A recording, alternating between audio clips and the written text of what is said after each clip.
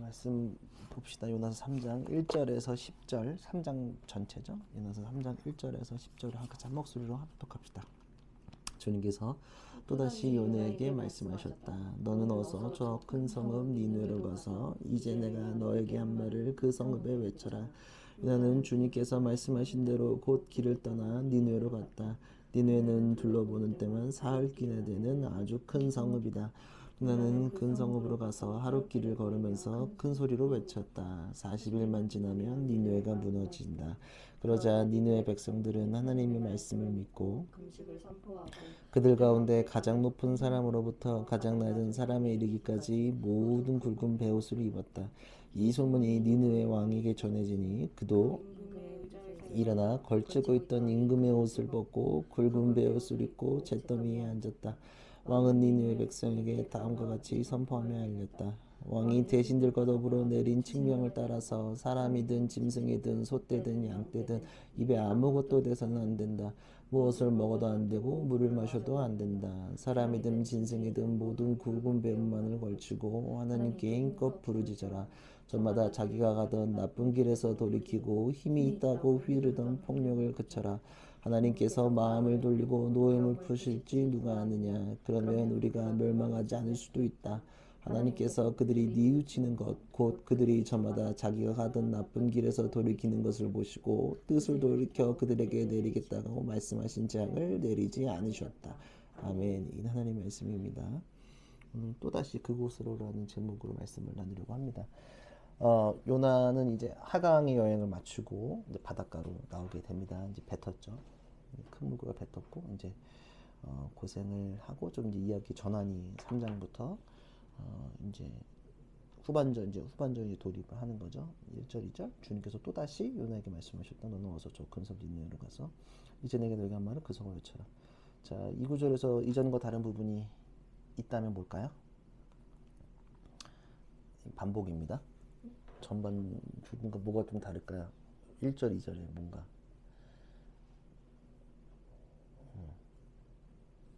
뭔가 다르죠. 요나인지 아닌 거예요? 그렇죠. 그거는 아니고 이제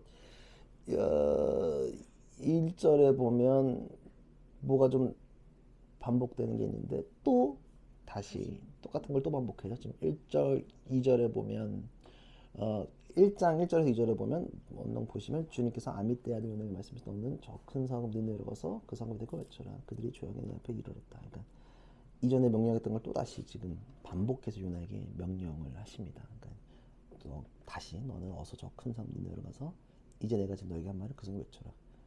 그들의 죄악이 내 앞에 이르렀다.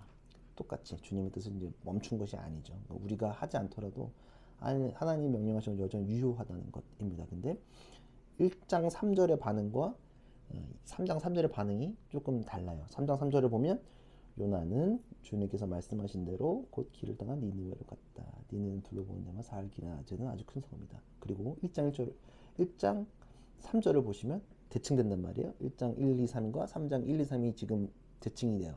똑같은 건데 3절은 1장에서는 그러나 요나는 주님의 낯을 피하여 스페인으로 도망가려고 길을 떠나 요파로 내려갔다. 요나의 기도, 그러니까 2장에서 물고기 뱃속에서 했던 그 기도 이전과 이후는 그러나의 접속사가 있고 없고입니다. 기도 이후에는 그러나가 빠져 있어요. 그토록 가기 싫어했던 니느웨로 발걸음을 이제 옮기고 있습니다. 니느웨로 가야 돼요. 처음에는 그러나 안 갔어.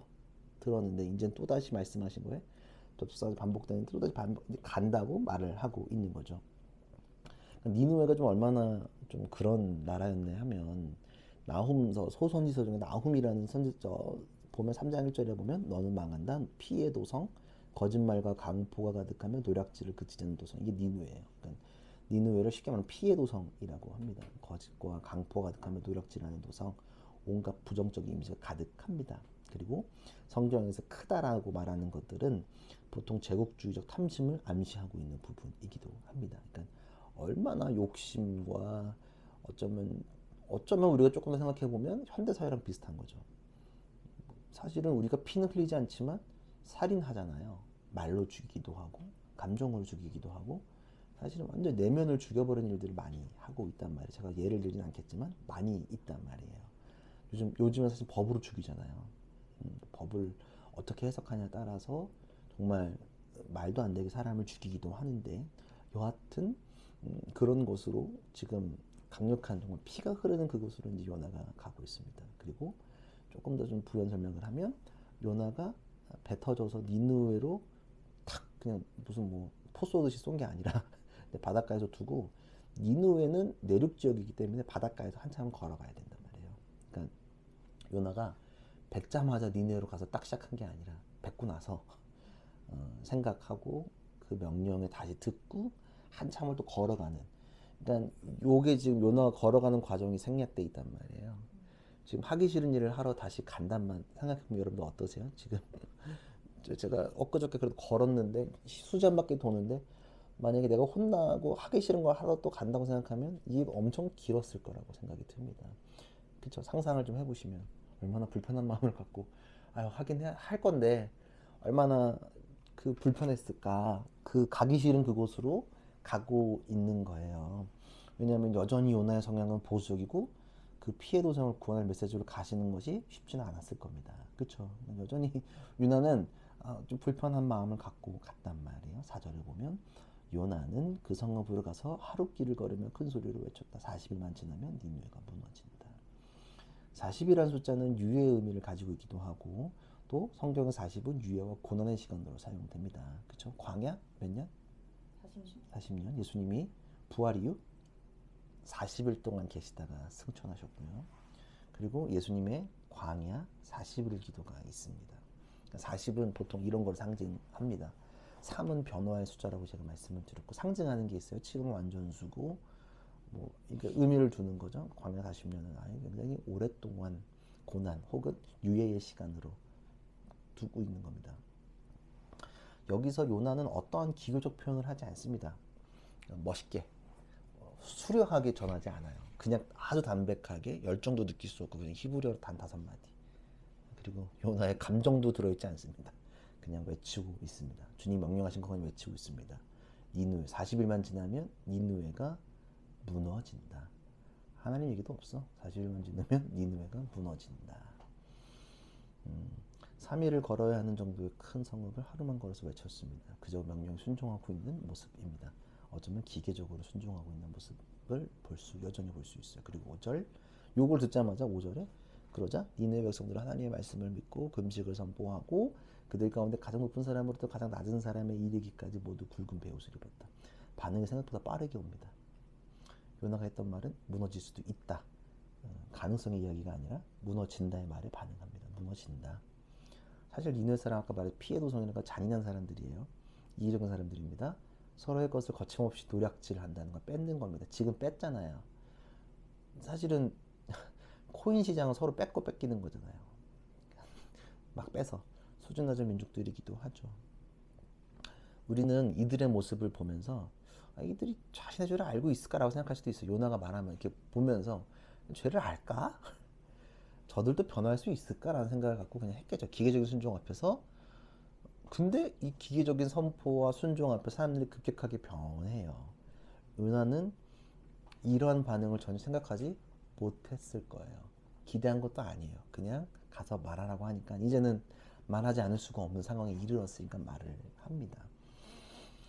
그래서 요나서는 변화의 대상이 중요한 게 아니에요. 니느웨 사람들처럼 우리가 변화해야 된다도 맞을 수도 있지만 그게 주 포인트는 아니에요. 뭘까요? 변화를 바라는 요나의 시선. 그러니까 변화를 바라보는 요나 자체. 그러니까 내가 중요한 거죠. 그렇잖아요. 바뀔까? 그런 거 있단 말이에요. 내가 전도를 해. 복음을 전해. 근데 여러분들이 복음을 전하지 못하는 혹은 교회 가자고 말 못하는 이유는 뭐, 바뀔까? 내가 말한다고 하는데 나만 좀 민망해지는 거 아니야? 나만 괜히 개독으로 오해받는 거 아니야? 나만 그냥 좀 그런 거 아니야 라고 생각하는 거와 어쩌면 비슷할 수도 있다. 안 될 것 같은데 쟤 변할까? 혹은 우리가 불편해하는 사람 누구가 변한다고 하면은 이게 쉽지 않단 말이에요. 그쵸? 내가 요나랑 비슷한 부분들이 굉장히 많이 있을 수 있습니다. 그러니까 요나는 문제적인 남자예요. 문제가 너무 많아. 이 인간은 아우 쉽지 않아요. 예, 나는 고집불통이야 아주 그냥. 고집불통까지는 아닌데 좀 그래. 그죠? 문제가 굉장히 여전히 유효해요. 여기서 부분은 재밌는 부분은 회계가 시작되는 점. 백성으로부터 변화하고 차츰차츰 올라가요. 모든 변화와 사회적인 변화는 아래에서부터 시작해야 됩니다. 탑다운으로는 절대 바뀌지 않습니다. 대통령 바뀐다고 뭐 바뀌는 거 많이 없죠. 그냥 자기네가 돼서 되는 건 많이 없단 말이에요. 그리고 백성들이 변하니까 왕한테 그 소식이 들어갑니다. 난리가 난 거예요. 지금 변화가 막 갑자기 막 웅성웅성 막 이게 무슨 시간 단위의 일이 아니라 며칠이 지날 수도 있는 겁니다. 막 얘기가 진행하니까. 왜냐면 이때는 SNS가 없잖아요. 예, 모른단 말이에요. 요즘이야 뭐 다이렉트로 알겠죠. 뭔 일 터지면. 지금 이때가 아니니까. 6절 8절 이 소문이 느느웨 왕에게 전해지니 그도 임금 의자에서 일어나 걸치고 있던 임금의 옷을 벗고 굵은 베옷을 입고 잿더미에 앉았다. 왕은 니느웨 백성에게 다음과 선포하여 말했다. 왕이 대신들과 더불어 칙령에 따라서 사람이든 짐승, 소떼, 양떼든 입에 아무것도 대지 마라. 무엇도 먹어도 안 되고 물도 맞지 마라. 사람이든 짐승이든 모두 굵은 베옷만을 걸치고 하나님께 힘껏 부르짖으라. 저마다 자기가 가던 나쁜 길을 돌이키고 힘있다고 휘둘렀던 폭력을 그쳐라. 왕의 반응이 더 적극적이에요. 왕도 베옷을 입고 사람들을 넘어서 짐승들에게도 금식을 명령해요. 너도 먹지 마. 강아지도 먹지 말고 개도 먹지 말고 소도 먹지 말고 아무것도 먹지 마. 하는 게 힘껏 부르짖으라고 이야기합니다. 야, 네 소리쳐. 간절히 외쳐라. 더 나아가서 8절이 좀 중요하다고 보는데 8절 후반절에 보시면 저마다 자기가 가던 나쁜 길에서 돌이키고 힘있다고 되던 폭력을 그쳐라. 네, 자기네 모습을 좀 알았나 봐요. 나쁜 길을 멈추래. 알고 있어. 지나갔던 일 나쁜 일은. 그걸 힘있다고 휘둘렀던 자기네가 힘있다고 휘둘렀던 폭력을 이제 그만해. 피해 도성 그거 말고 이제 그만해. 예. 회개는 고백으로만 멈추면 안 됩니다. 말로만 하는 게 아니죠. 그러니까 삶의 변화와 함께 수반되어야 합니다. 그러니까 니느웨는 말뿐만 아니라 행동도 멈추려고 선포했어요. 그만해. 이제 그런 행동도 하지 말아라고 이야기합니다. 그래서 기계적인 순정이 파괴적인 회개로 이어져요. 40일 뒤면 니느웨 망해. 쉽게 말하면 요나가 말한 건 40일만 지나면 니느웨가 무너진다. 요것만 얘기했어요. 네. 주님이 했다 뭐 어쨌다 이런 얘기도 없고 40일만 지나면 망해. 근데 요 말을 듣고 파괴적인 회개로 이어지는 거죠. 그리고 9절에 이 니느웨 왕의 간절한 마음이 느껴지죠. 하나님께서 마음을 돌리고 노여움을 푸실 줄 누가 아느냐. 그럼 우리가 멸망하지 않을 수도 있다. 니느웨 사람의 간절한 마음, 이 간절한 마음이 하나님께 연결되어져요. 10절에 보면 하나님께서 그들이 뉘우치는 것, 곧 그들이 전마다 자기가 하던 나쁜 길에서 돌이키는 것을 보시고 뜻을 돌이켜 그들에게 내리시겠다고 말씀한 재앙을 내리지 않았다. 뜻을 돌이키셨어요. 하나님은 결정하신 일을 반드시 하신다고 우리는 얘기했죠. 그러나 하나님 우리를 질타하시는 것은 우리를 돌이키기 위함에 담겨져 있는 거. 혼내는 건 무슨 얘를 진짜 무슨 죽이기 위해서 혼내는 게 아니라 돌이키시려고 돌이키게 하는 바람에 그러니까 간절한 부름에 응답하신단 말이에요. 이거를 원하시는 거예요. 이 뜻을 돌이키는 건 뭐냐면 나에게 돌이키면 그건 다 하나님께 다 돌이키신다는 거예요. 그래서 요거를 3단계로 구분하면 악에서 떠나면 하나님께서 그것을 보시고 뜻을 돌이킨다. 이게 이제 구원의 3단계라고 하는 거예요. 무조건 회개하면 하나님께서 그것을 보시고 그에게 있던 죽음의 영원한 죽음이 아니라 영생으로 바뀌는 일을 뜻을 돌이켜. 원래 죽어야 마땅한데 하나님께 죄를 고하면 뜻을 돌이키는 거 우리가 함께 볼 수 있습니다. 그래야 하나님께 돌이키면 하나님께 그것을 보시고 뜻을 돌이킨다는 것입니다. 저는 이 과정을 좀 오늘 10절까지 과정을 좀 보면서 한 번 더 주목하고 싶은 것은 니느웨 사람들의 반응이에요. 그러니까 사실은 그들이 진정한 변화이기보다는 도덕적 변화에 조금 더 무게가 있습니다. 그러니까 니느웨의 돌이킴을 현대교회에 나타난 부흥과 섣불리 비교하는 건 좀 무리가 있다라고 목사님들이 얘기하세요. 팀 켈러 목사님께서 5절에 니느웨 사람들이 믿었다고 나와 있지만 이 사람들이 하나님과의 언약 관계에 들었다는 것을 의미하지는 않습니다. 그들은 하나님의 이름을 야훼로 부르지 않고 일반적인 단어 엘로힘으로 불렀어요. 그러니까 그들이 기존에 가지고 있던 우상들을 버렸다는 언급도 없습니다. 그냥 하나님에게 희생제물을 바치지 않았고 할례도 치렀다는 기록도 없어요. 그냥 돌이켰다. 예컨대 우리가 도덕적 기독교적 도덕적 가치를 사람들한테 얘기를 해도 바뀐단 말이에요. 예를 들어 요즘에 선한 영향력이라는 말을 겁나 많이 써. 사회에서도. 사실 그 교회에서 시작된 거거든요. 선한 영향력으로 살겠다. 사마리아 사람처럼. 사마리아의 비유를 갖다 쓴단 말이에요. 사람들이 다 알아요. 변화할 수도 있어요. 다윗과 골리앗 얘기를 막 갖다 쓴단 말이에요. 사람들이. 그래서 사람들이 변하기도 한단 말이에요. 어쩌면 그 정도 수준의 변화일지도 모른다는 거예요. 유난히 폭력적이었던 니느웨가 계층 간의 화해가 시작되는 것을 의미합니다. 왜냐하면 서로의 것을 빼앗았단 말이야. 얘네들은 거침없이 죽이기도 했어. 근데 그런 화해가 일어났어요.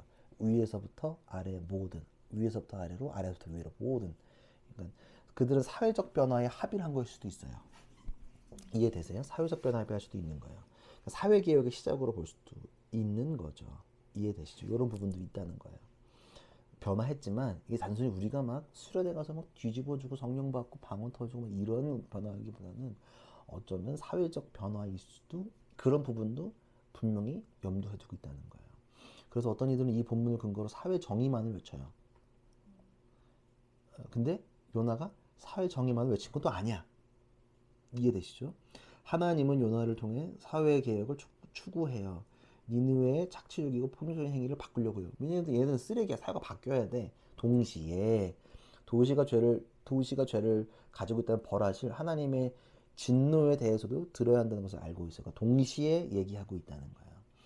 우리가 현재 교회와 사회를 보면 사회 정의를 주로 외치는 교회들은 성경 하나님에 대해서 성경에 나와 있는 하나님에 대해서 분명히 얘기하지 않는 것도 있고 반대로 강력하게 설교하는 사람들 이꼴 목사들 사회에 핍박받는 사람들의 정의를 위해 말하고 있지 않아요. 따로 놀아요. 이거를 진보와 보수로 좀 풀면 쉽게 얘기하면 보수적 목사님들은 사회 정의 얘기하지 않아요. 저 사람들이 울고 있는 것에 대해서 얘기하지 않는단 말이에요. 세월호 사건 속에서 힘들어하고 있는 유족들에 대해서 얘기하지 않아요. 그건 하나님의 뜻이라고 어떻게 알아? 라고 아주 단순히 얘기한단 말이에요. 절대 눈물 닦아주지 않아요. 반대로 사회정의만을 얘기하는 목사님들도 있어요. 근데 그들한테 결여되는 건 뭐냐면 하나님의 놀라운 능력을 크게 의지하지는 않는단 말이에요. 근데 요나는 요나서를 봤을 때 우리가 뭐냐면 이 두 개는 떨어져 있지 않는 거예요. 동시에 필요해요. 사회개혁도 필요하고 하나님께서 여러 사람들을 죄 가운데 있다면 벌하신다는 사실도 동시에 필요합니다. 그리고 이 두 가지는 동시에 지금 우리에게도 필요한 거예요. 사회정의만을 외치는 혹은 죄만 이야기하는 것이 아니라 이 두 개가 맞물려져 가야 하는 것을 우리가 잊지 말아야 하는 거예요. 하나님은 우리를 사회적 불의에 맞서 싸우는 일에 우리를 부르셨어요. 동시에 하나님 앞에 사람들이 나와 회개하도록 사람들을 부르시고 또 그 일을 우리에게 맡기셨다는 것을 기억해야 합니다. 이것은 떨어지지 않는다는 거예요. 사회 정의만 외쳐서는 안 돼요. 반대로 교회에서 말하는 교회 특유의 그 영적인 죄만을 이야기해서는 안 된다. 공공의 선을 위해서 공의, 사회 정의에 대해서도 관심을 갖지만 동시에 하나님의 공의에 대해서도 우리가 충분히 논의를 해야 한다는 것이죠. 요나가 말하는 건 어쩌면 기계적 순종 앞에서 그런 변화들이 있었다는 것들을 우리가 알 수 있지만 그래도 잊지 말아야 되는 건 동시에 돌이키시면 하나님께서 보시고 하나님의 뜻을 다시 한번 돌이키신다는 것도 기억하시면 돼요. 그게 하나님의 원래 계획하고자 하는 뜻이기 때문이기도 합니다. 우리 교회가 사회정의만 외치지도 않고 사실은 동시에 뭐 기독교 특유의 뭐 그런 것만 얘기하지도 않는단 말이에요. 이 동시는 이게 쳇바퀴가 이렇게 탁 이렇게 기계 메커니즘 안에서 이렇게 나사가 맞물려 돌아가는 일이라는 것들 여러분들이 좀 기억했으면 좋겠습니다. 그래서 좌우에 제가 늘 말하지만 어쩌면 저에 대해서 사람들이 너무 진보적이야. 보수 사람들은 저한테 너무 조성민 목사와 313 너무 진보적이야 라고 말할 수 있고요. 또 진짜 찐 진보들한테 가면 이 313과 조성민 목사는 아이 너무 보수적이야 라고 말할 수 있는 어쩌면 이게 우리가 요나서에 나와 있는 그 균형이 될지도 몰라요. 이해되시죠? 이런 것들이 따로 있는 것들이 아니라 이런 것들이 있다는 것도 여러분들이 잘 기억했으면 좋겠어요. 일단은 1차원적으로 니느웨한테 이루어진 일들은 사회 정의적인 부분, 사회 개혁의 부분이 조금 더 변화가 시작됐지만 일단은 40일 동안 유예가 시작됐으니까 하나님께서 돌이키신 거예요. 유예 기간이잖아요. 40일 동안. 일단 뜻을 돌이켰어요. 그리고 일단은 사회개혁부터 시작해서 이렇게 흘러가는 거죠. 그 다음 일은 우리가 몰라요. 나와 있지 않으니까. 근데 그런 것들도 여러분들이 잘 기억했으면 좋겠어요. 단순히 니느웨 사람들이 회개했대. 야, 다 방언 터지고 성령 받고 교회 열심히 나오고 무상 다 그런 거 지금 아니란 말이에요. 솔직히 말해서 그거 아니란 말이에요. 그런 거에 단순히 치부하는 게 아니라 이 사람들 사회개혁부터 시작 이게 변화되는구나. 그러니까 우리가 지금 주어져 있는 사회도 변화시키면서 교회도 변화시키는 일들을 우리가 잘 감당하면서 그것들 잊지 않고 나아갔으면 좋겠습니다. 그래서 여러분들 잊지 않고 잘 기억하세요. 하시길 바랍니다. 같이 기도하며 나아갑시다.